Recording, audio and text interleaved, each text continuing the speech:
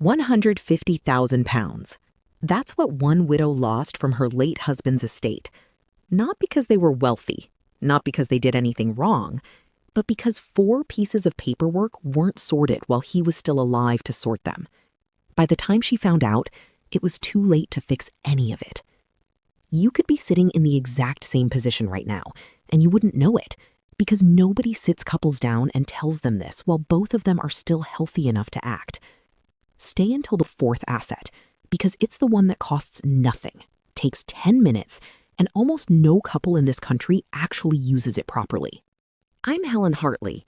I've spent over 30 years working inside the UK pension and retirement planning world, sitting across kitchen tables with couples who assumed everything was already in order. HMRC will never ring you before a death to tell you your paperwork is wrong. There's no warning letter, no phone call, no reminder. The system simply waits, and if the right documents aren't in place before the first spouse dies, the mistake is often locked in for good. There are 4 things every couple needs sorted while you're both still here to sort them, not after. Go through them one at a time with me, and remember, the 4th one is the one that surprises almost everyone, because most people have never even heard it exists. Start with the pension, because this is the one with a clock attached to it right now. For years, an unused pension has been one of the cleanest ways to pass money to your children. Paid at the scheme's discretion, it sits outside your estate entirely, untouched by inheritance tax, untouched by your will. Take Brian and Margaret, a couple in their late 60s. Brian has a personal pension worth around £240,000, completely separate from their £700,000 estate. Today, if Brian dies first, that pension passes to Margaret without a penny going to HMRC. On the second death, it can reach their children outside the taxable estate altogether. That's the plan on paper. But from the 6th of April 2027, most unused pension funds get pulled inside the estate for inheritance tax purposes.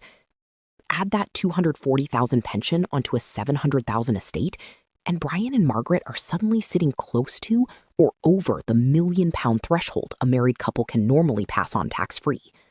Everything above that line gets taxed at 40%. And here's the part almost nobody clocks. This isn't something that fixes itself with a new law or a clever accountant. It comes down to one form, called an expression of wish, sitting in a filing cabinet somewhere, possibly naming an ex-partner, possibly left blank, possibly never updated since the pension was first opened 20 years ago. Ring your provider this week. Ask them directly who is currently named to receive your pension and update it if it's wrong. 20 minutes. And given what's coming in 2027, arguably the most valuable 20 minutes you'll spend all year. But what happens if your biggest asset isn't a pension at all? For most couples, it's the house. And this is where the wording of a will, sorted out while you're both alive and well, decides whether your children keep £60,000 or hand it straight to HMRC. When the first partner dies, there's usually no tax at all, because anything left to a spouse passes completely free of inheritance tax. That part most couples already expect. What almost nobody plans for while there's still time is the second death. Every person has a nil rate band, currently £325,000, frozen until 2030. If nothing was taxed on the first death, that unused allowance transfers across, doubling it to $650,000. On top of that sits a second allowance most people have simply never heard of, the residence nil rate band, worth another $175,000 each, also transferable between spouses. Stack them together, and a couple's threshold reaches a full £1 million. But only if the family home passes to direct descendants, children, grandchildren, or stepchildren. Not a sibling, not a favorite niece, not a close friend, however deserving they are. Word the will the wrong way now, while it's easy to fix, and that threshold quietly drops back to $650,000 later, when it's far harder to correct.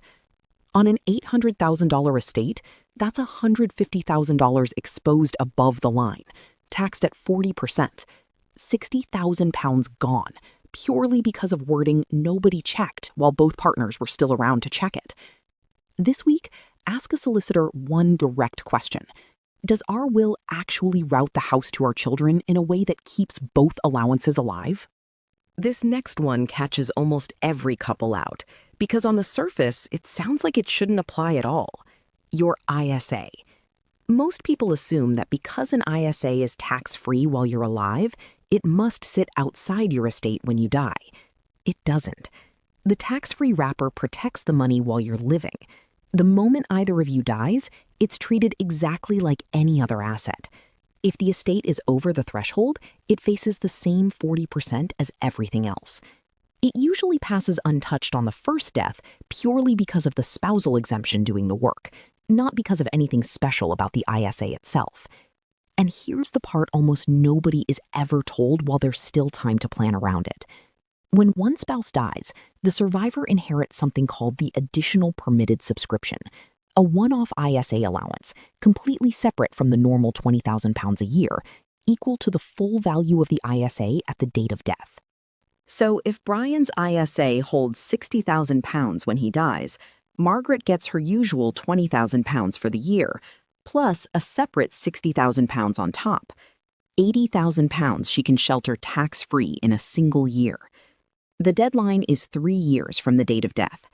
This is worth setting up now, before anything happens, simply by knowing which provider holds the ISA and having that information written down somewhere the survivor can actually find it. If nobody knows the ISA exists or which provider it's with, the allowance is never claimed, and it's gone for good. Picture the moment this usually goes wrong. A woman in her 70s, a few weeks after burying her husband, sitting at the kitchen table with a folder of letters she doesn't fully understand, wondering whether she's meant to be doing something right now or whether it can wait.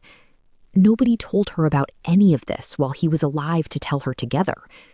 That's precisely the gap these 4 steps are meant to close, while there's still a conversation to have, not after there's only a folder left.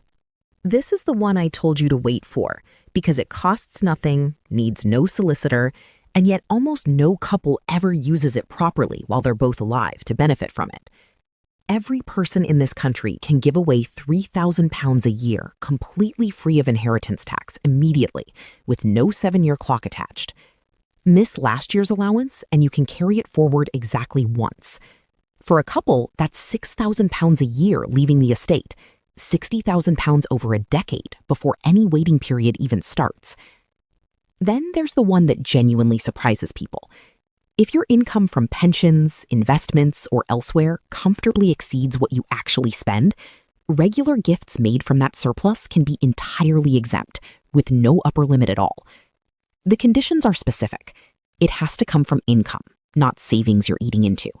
It has to be genuinely regular, a settled pattern, not a one-off. And it can't come at the cost of your normal standard of living. Keep a written record, because HMRC will ask for one if it's ever challenged. Done properly and started while both of you are still healthy enough to keep it going, this can shelter thousands of pounds a year permanently, with no clock running down and no ceiling on the total. One warning worth repeating: you cannot give something away and carry on benefiting from it. Hand the house to your children, but keep living in it rent-free, and HMRC will simply pull it straight back into the estate. For anything involving property, speak to a solicitor first. But the £3,000 annual exemption and gifting from genuine surplus income, you can start both of those this week, on your own, without paying anyone a penny. So here's where this actually leaves you. None of this requires wealth or an accountant on speed dial. A married couple in this country really can pass a full £1 million to their children without HMRC touching a penny of it. It's written directly into the law, built for ordinary families, not exceptional ones. But it takes 4 things sorted while you're both still here to sort them. The pension nomination kept current, especially with 2027 approaching. The will actually routing the house to your children, so both allowances survive. The ISA provider identified and written down before it's needed. And the gifting started while there's still time for it to build. 4 things. And in most homes, at least one of them is wrong right now. Not through carelessness, but because nobody ever sat that couple down and explained it plainly, while both of them were still well enough to act together. If you know a couple who are already retired or getting close to it, send them this today. It could genuinely be the conversation that saves their family £60,000. And subscribe so the next rule change reaches you before the deadline passes, not after. Because sorting this out while you're both sitting at the same kitchen table is always easier than one of you trying to piece it together alone later, when later is the one thing none of us is actually promised. I'm Helen Hartley.